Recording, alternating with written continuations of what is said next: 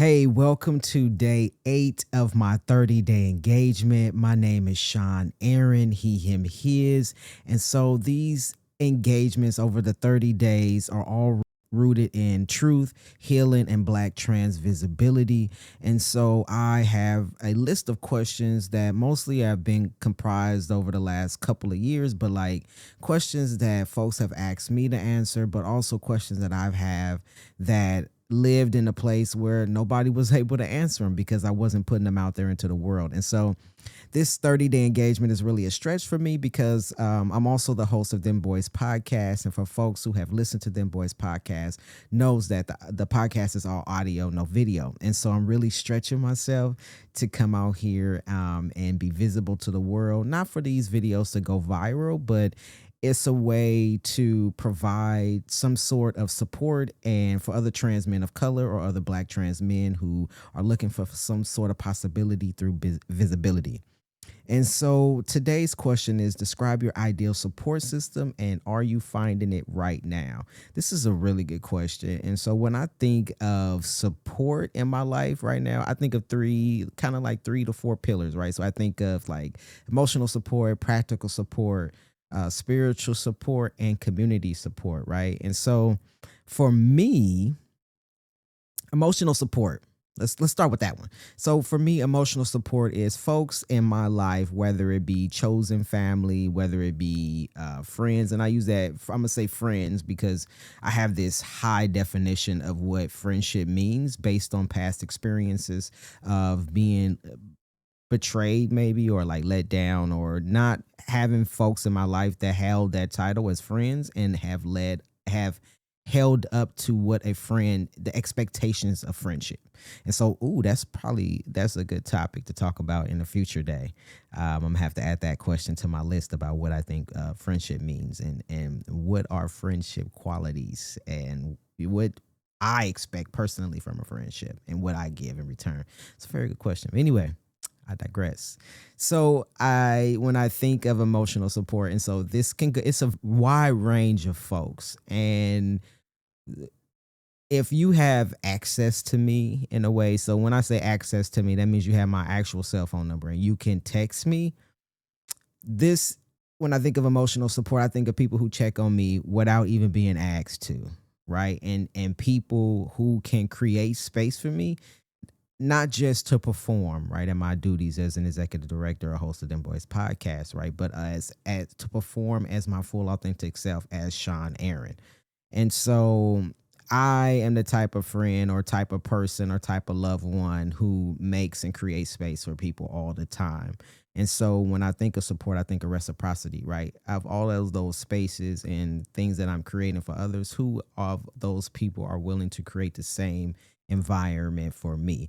And so that's kind of like what my emotional support looks like and what I expect with my emotional support. And so then I think about practical support. I think about people who can carry the load for me, whether that's hey, I need this favor. Can you mind going picking up my dry cleaning, or do you mind watching my dog? I don't know. I'm just giving out something. Oh man, I left for the day, but I forgot to blow out my candle. Can you go to my house and blow out my candle? Right. So I think of that type of like practical support. Like, can somebody give me practical support? And so, what does that look for? Practical support for me right now? What that looks like? I want to say that I'm the type of person, like, I really don't ask people for practical support, which I should actually. I should. For support, like, you need a well-rounded support system, not just one way, right? You want to be able to tap into people in ways that you need them, right? But for me, I want to say, I'm a holder, stick a pin in that one, and say for practical support, I don't really have practical support in that way, only because I do not leave myself vulnerable to receive practical support. And that's probably something that I need to work on within myself in order to receive practical support. And so then I think about support as in ancestral grounding, right? So that can cover a wide range of things. That could be therapy, that could be prayer, that could be just solitude, or sitting in reflection. And so for me, I carry a lot of that. I want to say spiritual and ancestral because I am able to tap into ancestry in ways. Some folks may understand that and some folks may not. So I won't dive deep into that, but I have a deep connection with my ancestors. And so being able to lean on ancestors in times of lean on my ancestors in times of need and when I need my ancestors there for me. And so that's very important. I have that, and I know a lot of times people aren't tapped into that aspect of their lives, and that's okay, right? If you're not, that's perfectly okay, right? But for me and my support in my life right now, spiritual and ancestral grounding is very important to me, and so I tend to have and hold space for that.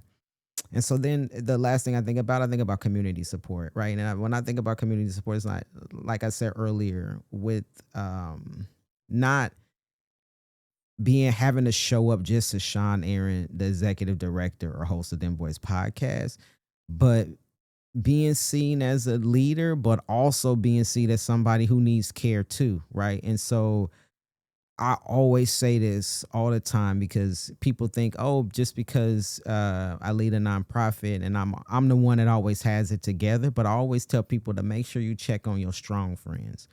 Make sure you check on the people that you think got it all together, because sometimes those are some of those people that needs that emotional support or that practical support, right? And so that's important to me too. And I want to say,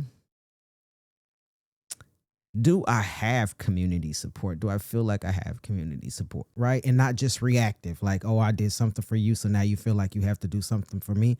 No, like I really want my ideal support looks like reciprocity, really. And I say that, I said that before, but it just, and you kind of can't define it, right? It just moves organically and it moves in a way. If somebody really cares about you and somebody is a part of your support system, it's a well-oiled machine, and it just works in ways that is viable to you and also to the other person because it's reciprocal, right? And so I challenge folks also to just think about their ideal support system and like what it looks like for them, and in ways, if it's not a good fit for you or doesn't work for you in your life, cut it loose. That's easier said than done. And I get that, right? We like, sometimes we like to hold on to relationships because of, oh, I've known this person for 15 years. Or if you think about it, knowing someone for 15 years, but then that relationship is not beneficial in a way that supports your mental health and your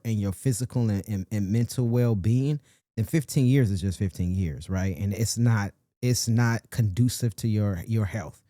And so my ideal support system is just made up of people who pour into me in the same way that I care and try to pour into others, and where I don't have to prove myself that I'm worthy, right? And in previous days, I've talked about coming from a background of physical and verbal abuse. And so knowing that, going through mental health crisis and also going through mental health services, I know what it is that I need and I know that I'm worthy to receive those things. And so I try to create my system of people that are able to reciprocate those things.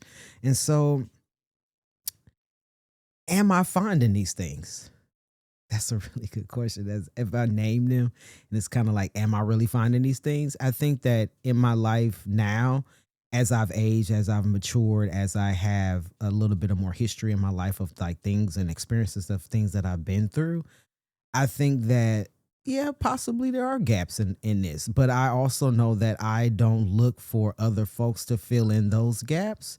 I know that there are ways and things that I have of self care, the things that I do, which is another question I'll answer in a following day of what can I receive, and are things that I can do to fill those gaps when other folks aren't there to fill those gaps. And so I think that ways that I have shifted to in order to cultivate the things that I need is like I've learned how to set boundaries. And I've learned how to set boundaries based on going to therapy and getting rid of some of those old people and pulling in some new people, right? And that is how I've been able to find my ideal and create my own ideal support system. And so I want to invite you to kind of like in the comments below, right? Let's talk about like what real support systems looks like and what they look like for you. And so like in this moment, like who's holding you down? right? Who is it? Is your chosen family? Is it like that one best friend you have? Is it a significant other? Like who's really holding you down in this moment, right? And so I would love to hear from you. Share your ideas, your thoughts about community care, support, and drop the comments down below. So once again, my name is Sean Aaron, he, him, his, and this is day 8 of my 30-day engagement. I hope to see you again tomorrow. Take care.